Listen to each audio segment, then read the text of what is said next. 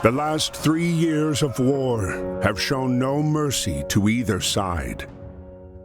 The bitter fighting continues across Europe over land, sea, and air, leaving behind mountains of casualties and many more broken souls.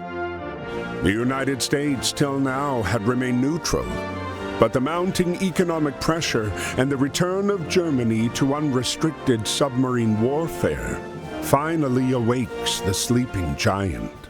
On April 6, 1917, the United States declares war on Germany. Within months of the declaration, the U.S. Army launched the first universal draft. And despite enduring segregation in their own country, over 360,000 African Americans enlist, eager to show their patriotism in hopes of returning home as heroes. James is one of these men.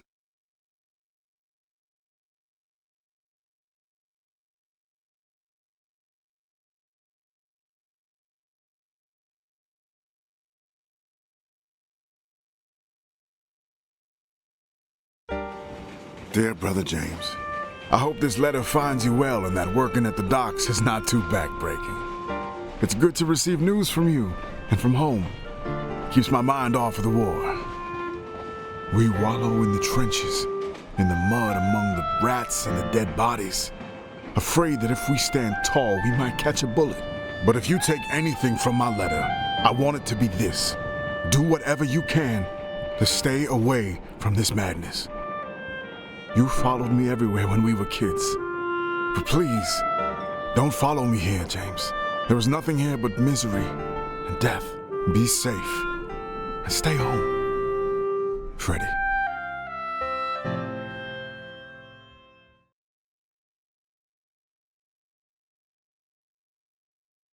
Temporary! No!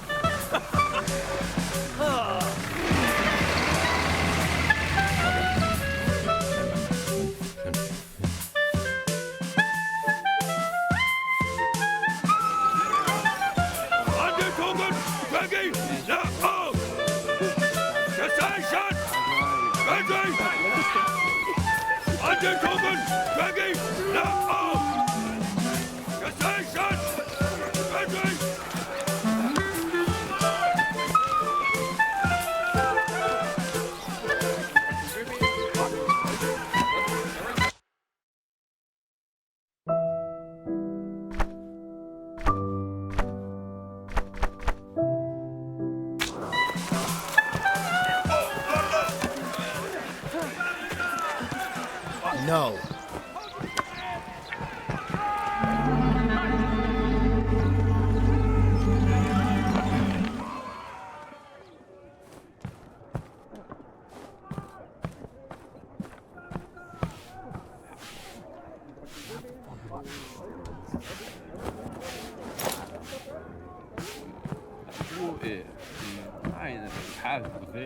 Up, up, up! Up, up, up!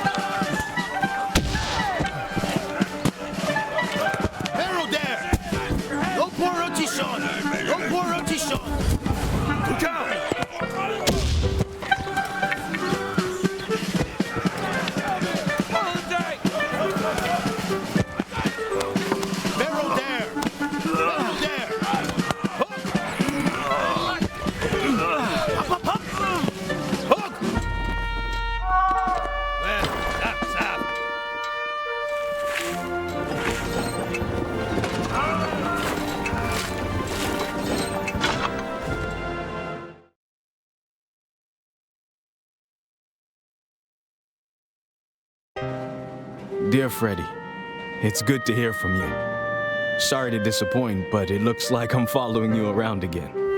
I've already enlisted with the 15th New York National Guard Regiment, or the old 15th, as they call us. We're done with our training and on our way to the front. We'll sail from New York to France. We're on our way to help you win the war. But don't you worry about me. I can take care of myself just fine. Your little brother, James.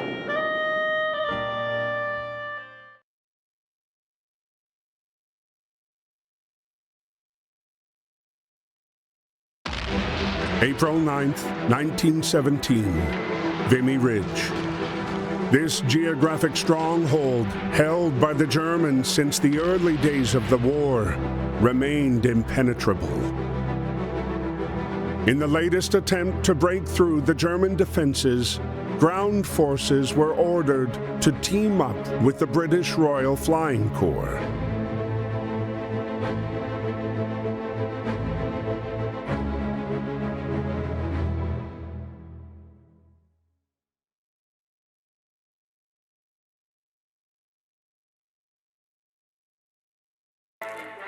Before launching the attack, the soldiers were given a moment to write to their loved ones.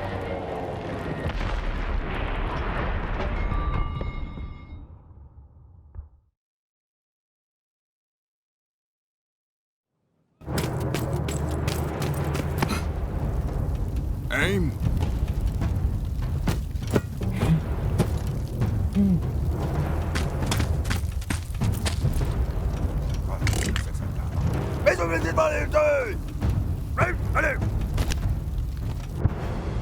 Interrupted by George's unconventional landing, Freddie soon learned that his unit was going to take part in the operation and be paired up with the peculiar British pilot, now grounded and without a plane to fly.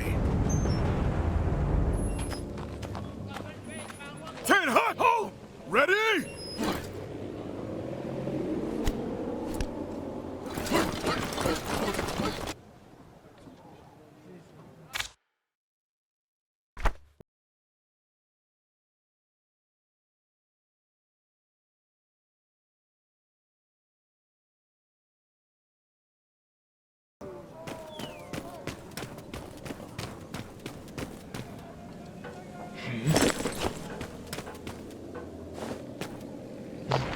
RG!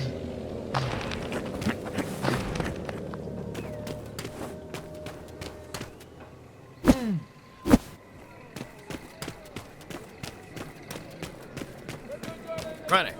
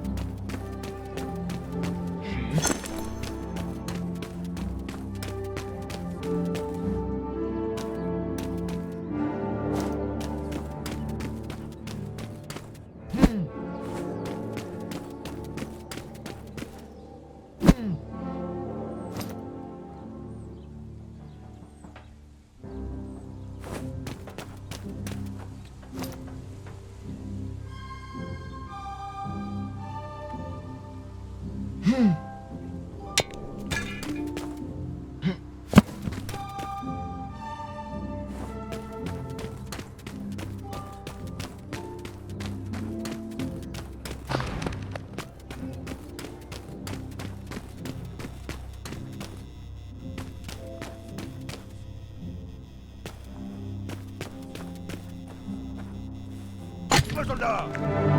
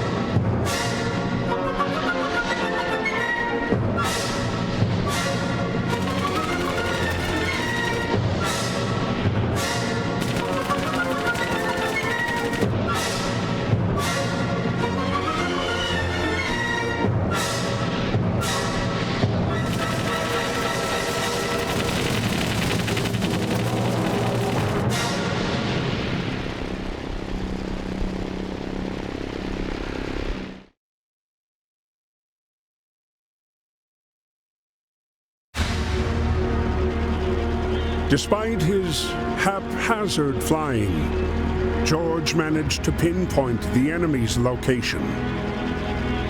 He relayed the information to Freddie, who then launched the strike on the enemy cannons. But despite the triumph of reclaiming Vimy Ridge after 3 long years, their victory was marred by the dead bodies strewn across the hillside.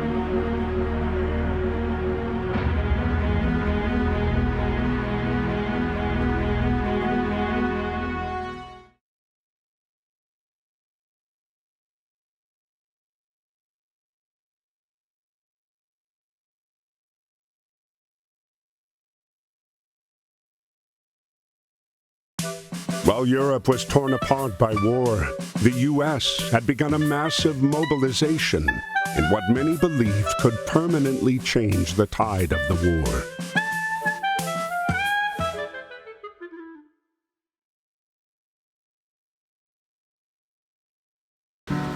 Aboard the USS Pocahontas was a racially segregated unit, the Old 15th, made up almost entirely of African American soldiers. These men were sailing to Europe, ready to put their lives on the line, to prove their love for a country that didn't always love them back. Dear Freddie, we're on our way to France.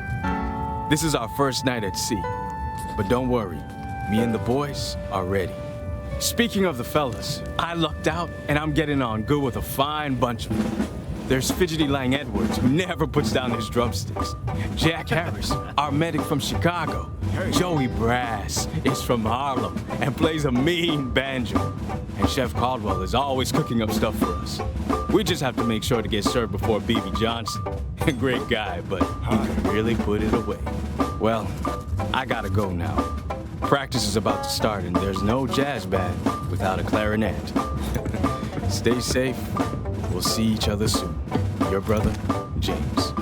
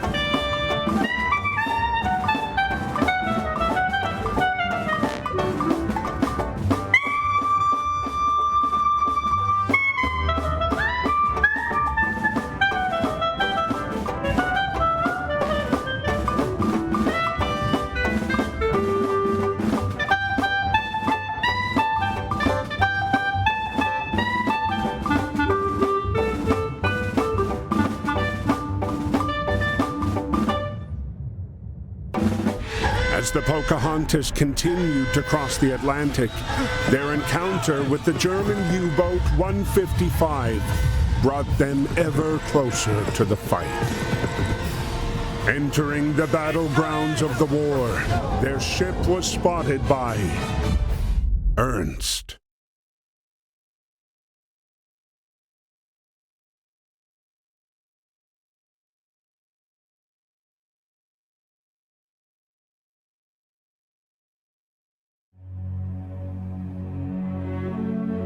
May 31st, 1916.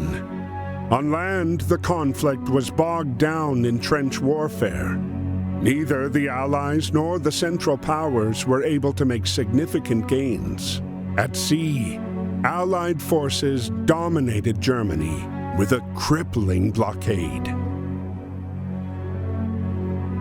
Determined to stay away from the war, Ernst escaped to the solitude offered by the depths of the sea. It was here below the surface that he scavenged, hoping to eke out a living.